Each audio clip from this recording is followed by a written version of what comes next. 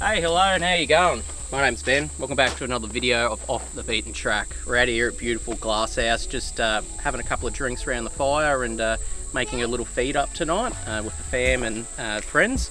And I thought, what's a better time to actually finally go through my selection for fridge that I've put in the Ford Everest, and that of course is the Brass Monkey 20 litre fridge drawer.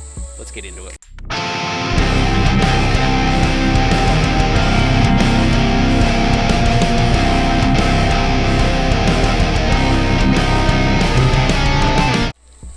Now, full disclosure, this isn't a new purchase. I've had this in the car for about a year, but I have only had this system sort of, perfected into what I wanted for, about 6 months now.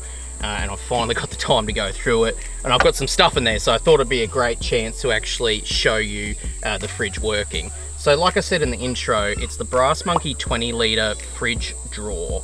Now, it is only a compact little fridge, but for the trips that I'm doing, which you've seen a lot, like the Into the Wilderness series and that, where it's just myself going overnight, or even if I do take the family, we're only going for a night or two, this does a pretty good job.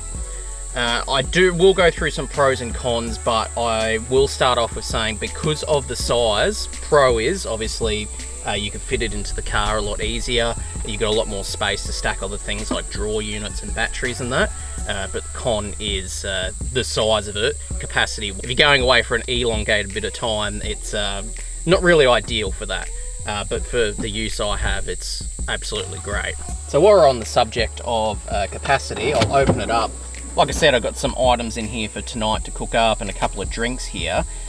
You get these two little grate things which are completely removable, so if I've got something bigger, I can just pull these out and lay it flat. Like steak packets and stuff like that are really good like that, but I'm going to pop that back in. So you can pop those out if you want to. Pop my bottle back in here. That's bent a little bit.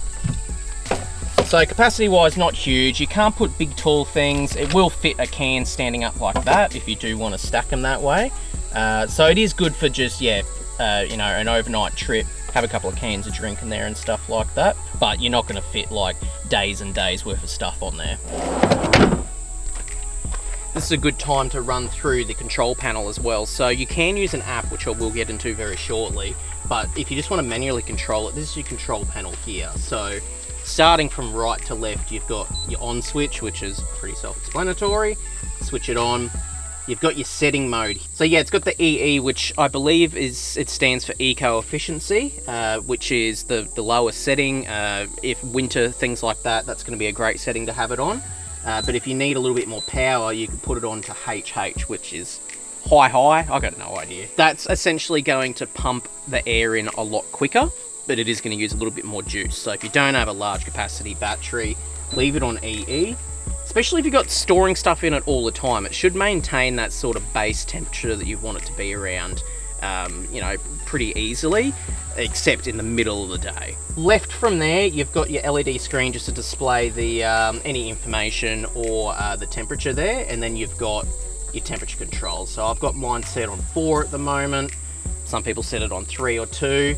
This can actually go right down to -20 degrees, so it can be used as a freezer, or up to 20 degrees positive. I have no idea why you would ever set a fridge to that, but anyway, that is the specs. It can go 20-20, so it can be used as a freezer, which is another advantage of these things. Because they are a drawer system, sometimes people will buy 2 of them, stack them on top of each other, set one to a freezer, and then set another one to a fridge. I don't quite have the space for that or the need for that, so obviously not going to do that, but now I'll run through the app. Alright, so like I mentioned before, Brass Monkey does actually have an app. So if you're sitting around camp, you want to sort of monitor it, or you even notice that, hey, the temperature's dropping at night, I can bump it back to that EE setting. You can do that without having to get up, which is great. So the app here, if you can see, it's got a pretty good interface. So you've got, it says left and right setting, that's for more the bigger fridges. This has just got a, it's just a single bay. Below that, you've got your cutoff, your voltage cutoff. So that's basically to protect your battery from running flat. because of the fridge. I've got mine set at the lowest because I've got an AGM battery. It's pretty hardy, but if you want it higher because you're running other things off it, you can actually set that a little bit higher. Then you've got your on-off switch and then your temperature control. There's a bunch of other things down there. It's showing that it's on eco, but yeah, little handy little thing to have that app there. Hopefully that all showed up on the camera. If not, I'll redo it later. So yeah, don't have to get up and check things. You can just check it from the comfort of your camp chair. So next thing we'll go over is how you actually connect this thing. So in the box, when you buy it brand new, it does just come with a 12-volt connector, so that can go into a cigarette lighter, or if you do have a battery box or control box, it can just plug into there. I noticed that was actually shaking loose when we were going off-roading and such, so it was really annoying me because I could just hear the fridge going beep beep, turning on and off. So I swapped it for a cable from Kings, I believe I bought it from. It's got the power out cable to an Anderson plug, which as you can see is plugged in back there. Any control boxes and things like that are gonna have the Anderson plug. That's not gonna shake loose, that is in there because it all clips in. So that's an extra thing I did have to buy, but like I said, from straight out of the box, it comes with 12 volts, so you can even plug it directly into your car if you want to without having a second battery set up there. Now I'm going to talk about the pros and cons. I obviously spoke about the pro and con of the capacity side of it earlier. A big thing for me is the pro is the costing of these Brass Monkey fridges for the quality is actually really good. I would dare say you're getting a little bit better quality than like the King stuff, and the price is about the same. Now you can buy these guys from Jaycar, and I believe they do sell them online as well. I think this was about $4.99, maybe $500 retail price. I'm sure it'll come on sale at some stage. You can get a little bit cheaper. But for what I'm using it for those overnight trips or just a two-nighter with the fam, it's the best way to go. I don't want to have this big gigantic fridge here that I have to access from the top. The internal roof for the Everest is quite low, so it is quite hard to actually access something like that if I was to set it up on top of these drawers. So this setup works really well. I don't have to have the fridge beside it, which means I can then sleep in the back of the car like I do in the Into the Wilderness series there. Another pro I would dare say is the app. I don't use it that much myself, but I could see why people would be using it.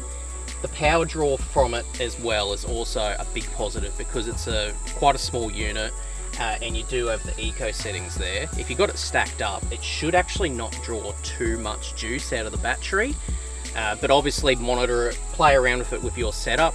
If you've got a solar panel and stuff like that, you'd probably be okay. And con-wise, I think the only con is literally the size, but then if you're buying a small 20-litre drawer fridge, you don't care about the size, you're buying it for that reason. Like I said, the Brass Monkey stuff's really good. Corey's actually got a Brass Monkey fridge as well. He's got a 22-litre, one from the top like I was speaking about before.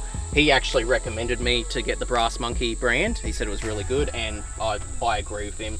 Mine's a little bit scuffed up. Like I said, it's been in the car for about a year now. I have been using it, but it's phenomenal. So, I do hope you enjoyed this video. I hope it helps you sway your decision for picking what sort of fridge you want, seeing if this is, going to be big enough for you and do exactly what you want. But check out the Brass Monkey range. They got bigger size fridges like Corey's that we spoke about before, and even bigger than that. So they've got a good range over there. Like I mentioned, I hope this did help you choose your future fridge for your camping setup. And I'm going to grab a cold one out and go enjoy the rest of the afternoon. This has been Off the Beaten Track, doing a run through of the Brass Monkey 20-litre fridge drawer. I will see you guys in the next one.